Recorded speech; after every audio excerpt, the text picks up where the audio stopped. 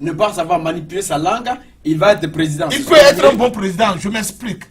Si celui-là décide de mettre sa richesse au service du peuple, il n'aura pas besoin des dictats de l'extérieur.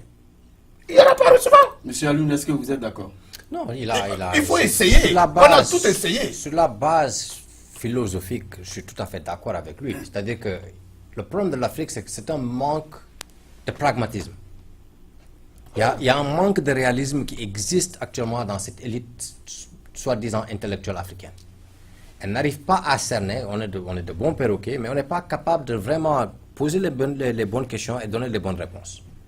En ce qui concerne ce qu'il dit, c'est-à-dire qu'il y a un certain pragmatisme que les Africains qui ne sont pas là à l'école nous montrent actuellement. Voilà.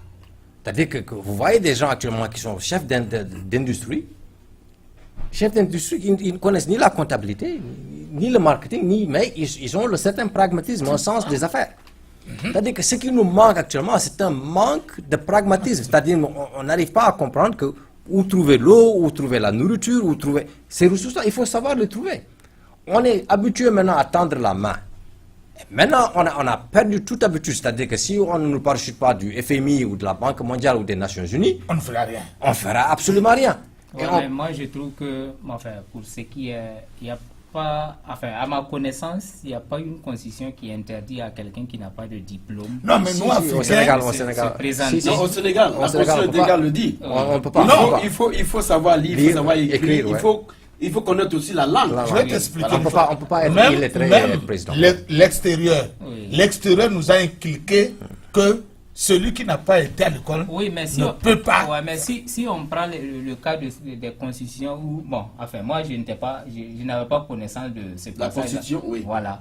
Mais si on prend l'exemple de ces pays où c'est pas y mentionné, mais pourquoi, bon, en fait, les gars n'arrivent pas à... On les barre la route parce qu'ils n'ont pas été à l'école. Dans tous les cas, quand vous prenez les constitutions des pays, il faut les lire profondément parce que on ne finit pas de les lire, on prend une décision, alors que tout c'est dans la constitution. Quand vous prenez la constitution sénégalaise, vous allez lire exactement que pour être président, il faut être d'abord des nationalités sénégalaises, pas une double nationalité, il faut être à 75 ans, l'État c'est le maximum.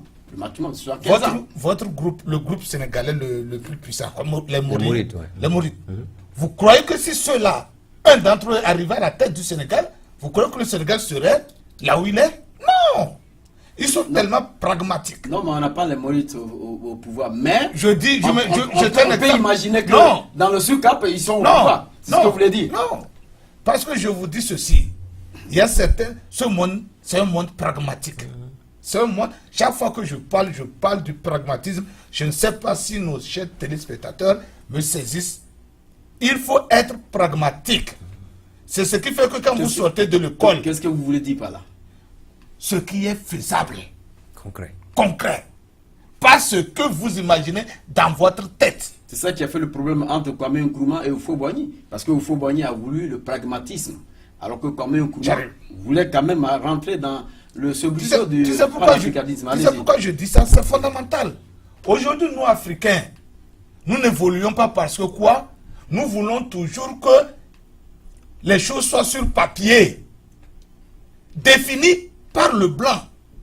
Or, dès l'instant que tu te mets dans cette logique, tu n'es plus africain. Je vous donne un exemple. Les Occidentaux font leurs choses d'une manière systématique. Vous comprenez? Systématique. Step by step. Étape par étape. Mais nous autres, nous observons. Nous regardons la chose. Ça là, comment on peut faire ça? Et quand ça arrive, nous le faisons directement. Et nous réussissons. Pourquoi ne pas retourner à ça et développer notre pays et vouloir chercher étape par étape? Quand on ne se retrouve pas, on se perd. C'est pourquoi je dis que nous, Africains, nous devons être beaucoup plus pragmatiques. Nous ajoutons ce que le blanc nous a enseigné, mais nous devons être beaucoup plus pragmatiques si nous voulons avancer. D'accord. Je crois que M. Alioune, M. Kenaou a soulevé un problème. Le fait aujourd'hui, en parlant des Maurites, jusqu'à preuve du contraire, Je voulais signaler à nos téléspectateurs qu'ils peuvent appeler le numéro qui est sur leur écran pour réellement prendre part à cette grande émission. Alors, vous avez dit tout à l'heure, vous voulez intervenir? Non, enfin, non, vas-y. Vous avez dit tout à l'heure que M. Macky Sall n'a pas pu faire, en tout cas vraiment moins de ses obligations, les obligations pour lesquelles il a été élu. Les élections approchent. Est-ce que vous allez les lire? Il a les élections maintenant, il les a poussées en 2019, donc les élections n'arrivent pas tout juste. Le mandat, il finit son mandat de 7 ans, qui était l'un des trucs qu'on lui reprochait, c'est-à-dire que c'était de venir au pouvoir, comment on appelle ça, et réduire son mandat. C'était l'une des obligations qu'il avait prises par rapport, c'est là où il nous a amené ce faux débat avec cette constitution qu'il a changée. Oui, il a changé de le référendum, 5 ans, ouais.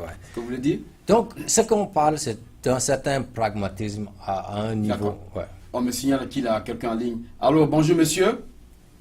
Bonjour. Bonjour, à qui est l'honneur? C'est M. Diawara l'honneur. Monsieur Diawara, comment ça va? Oui, je vais très bien. D'accord, que me vaut l'honneur de votre appel?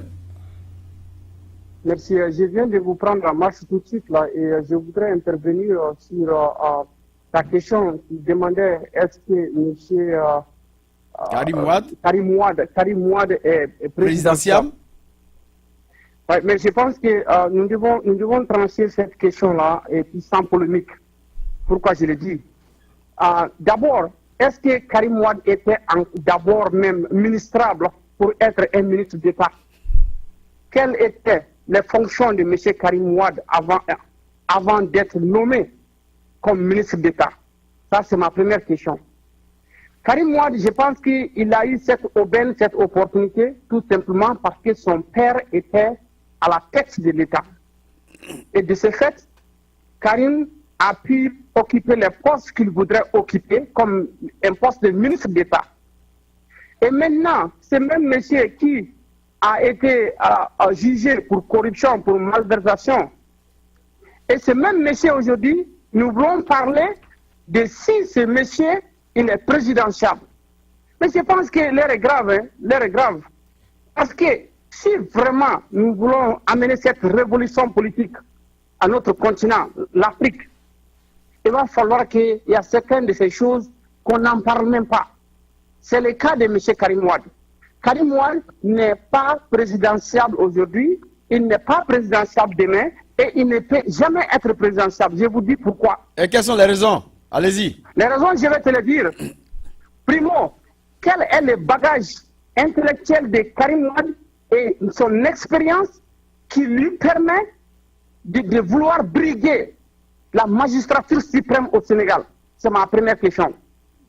Avant d'arriver là, je dirais d'abord, avant d'être ministre d'État, quelle était la compétence de Karim Wade pour occuper cette poste de ministre d'État?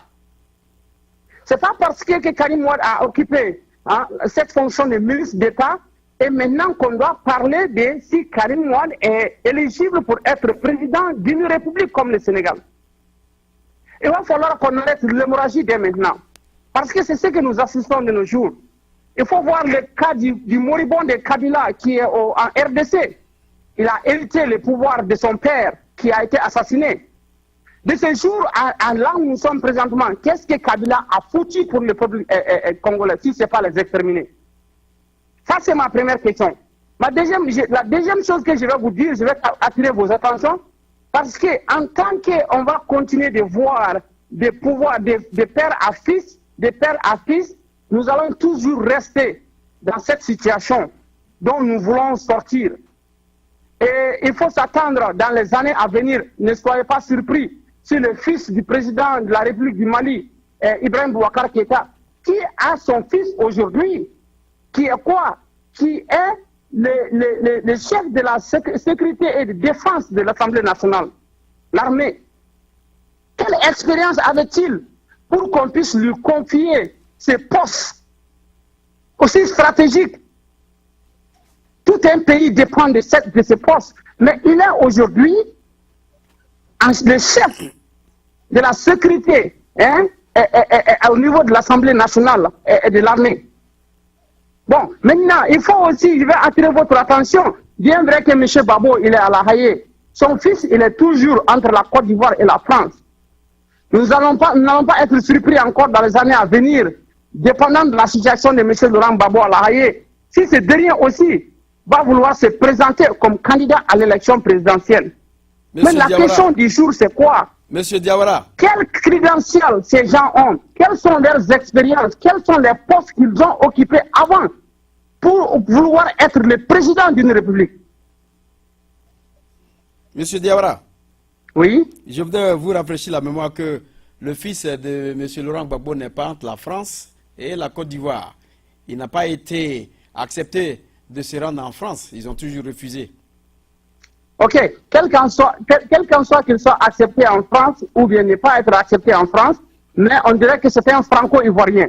C'est de ce sujet-là dont on parle. Absolument. Par tantôt on dit que Karim Ouad, il a la double nationalité, par tantôt il n'a pas la double nationalité. Moi je trouve que le débat ne se trouve pas là. Le débat se trouve où? Quelle compétence Karim Ouad a pour prétendre à la magistrature suprême du Sénégal? C'est ça la question. Parce qu'il y a des hommes beaucoup plus valables, plus intellectuels au Sénégal qui peuvent briguer cette magistrature suprême. Mais il veut profiter de sa position d'avant et de la position de son père pour briguer cette magistrature suprême, pour qu'on puisse se retrouver encore au Congo. Il faut prendre l'exemple sur Kabila au Congo. Qu'est-ce qu'il a fait? D'accord. Et encore, M. Diawara. Merci. Diawara? Oui. Voilà. Oui, je suis là. Maître Siré Clédor Ly, qui est l'avocat de M. Karim Ouad, mais il est français. Il ne pouvait pas être candidat, il ne pouvait pas être l'avocat de ce monsieur. Il est avocat parce que M. Karim lui-même, il a essayé de brandir le fait que Karim Ouad est de nationalité française. Donc, il doit intervenir. Voilà. Écoute, Karim Ouad, s'il a les moyens, il peut se procurer n'importe quel. Il peut même prendre un avocat américain, si les moyens lui permettent. Mais encore une fois de plus, ne faisons pas fi au sujet. Il y a des filles au sujet. Moi, ma question du jour, mon problème, elle est quoi? Pourquoi doit-on même parler de l'éligibilité de M. Karim Ouad pour être président d'une république quand il n'a pas l'expérience, quand il n'a pas son casier judiciaire est sale? Voulons-nous avoir un président d'une république qui a déjà purgé des peines en prison? Quelle image cela va montrer de l'Afrique aux Occidentaux, aux Américains qui n'ont pas de respect pour nous? C'est ça la question. D'accord. Je crois que... Monsieur Moussa, oui. N'oubliez pas que M. Karim Ouad est un citoyen sénégalais. Et comme tout citoyen sénégalais, il doit jouir sur ton droit constitutionnel. C'est ça le problème. Ça n'a rien à faire avec les compétences, ça n'a rien à faire avec son background. Il est juste un citoyen sénégalais et il doit jouir de son droit constitutionnel. Mais oui, je n'en disconviens pas que c'est un citoyen sénégalais. Je n'en disconviens pas. Non, mais encore une fois de plus, pour un continent comme l'Afrique, pour un pays comme le Sénégal, si on veut se faire respecter, je pense que le Sénégal peut faire beaucoup plus mieux avec d'autres candidats que M. Karim Ouad.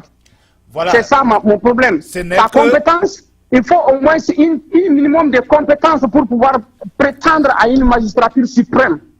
Un homme comme moi ne peut pas venir de nulle part pour demander à être président. Quelles sont mes qualifications? La constitution sénégalaise, Moussa, ne dit pas